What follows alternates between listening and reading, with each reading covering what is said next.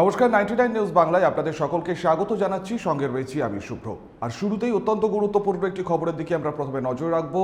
পানাগড়ে সাত সকালে রেল লাইনের উপর বিকল হয়ে পড়ল ইট বোঝাই একটি ট্রাক, আর যার জেরেই আটকে যায় প্রচুর লোকাল এবং মালগাড়ি ট্রেন। হাওড়া দিল্লিগামী ট্রেন লাইনে ব্যাহত হয়ে পড়ে ট্রেন চলাচল। আপনাদেরকে আরও একবার জানিয়ে রাখবো, শুরুতেই যে খবরের দিকে নজর রেখেছি, যে ছবি আপনাদেরকে আমরা দেখাচ্ছি 99 নিউজ বাংলার পর্দায়।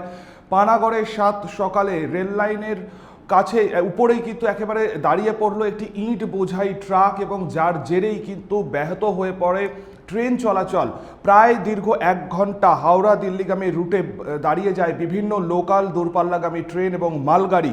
সেই খবরই কিন্তু পাওয়া যাচ্ছে, আপনাদেরকে সেই ছবি দেখাচ্ছি। পানাগড়ে বিরুডিয়ায় রেল গেটের কাছে ঘটে এই ঘটনা, এবং এর ফলে কিন্তু যেমন রেল লাইনেও বিপত্তি হয়েছে, সেরকম কিন্তু সড়ক পথেও প্রচুর গাড়ি ঘোড়া আটকে পড়ে। যেহেতু রেল গেটের কাছ উপর এই ঘটনা ঘটেছে, সেই কারণেই কিন্তু এত সমস্যার মধ্যে পড়তে হয়, যেমন ট্রেনের মানুষদেরকে, পাশাপাশি পথ চলতি মানুষকেও।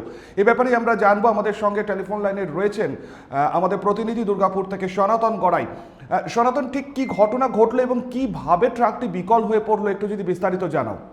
সনাতন, আমি একটুখানি জানতে চাইবো যে কি ঘটনা ঘটেছিল সকালবেলায়, কিভাবে ট্রাকটি লাইনের উপর বিকল হয়ে পড়লো, একটু বিস্তারিত জানাও।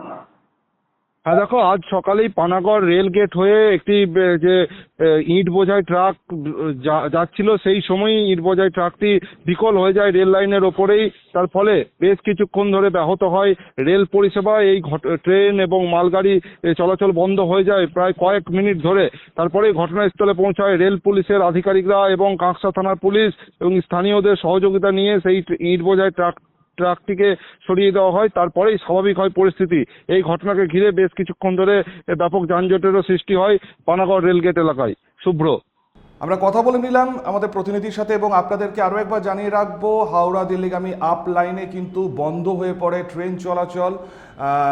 যেহেতু আজ সাত সকালেই পানাগড়ে বিরুডিয়া রেলগেটের কাছে রেল লাইনের উপর বিকল হয়ে যায় ইট বোঝাই একটি ট্রাক, এবং তার জেরেই কিন্তু এই সমস্যা। আপ লাইনে, হাওড়া দিল্লিগামী আপ লাইনে দীর্ঘক্ষণের জন্য বন্ধ হয়ে পড়ে দূরপাল্লার ট্রেন, পাশাপাশি লোকাল এবং বিভিন্ন মালগাড়ি। বিভিন্ন স্টেশনে কিন্তু তাদেরকে দাঁড় করিয়ে দেওয়া হয়। সেই ছবি আপনাদেরকে দেখালাম।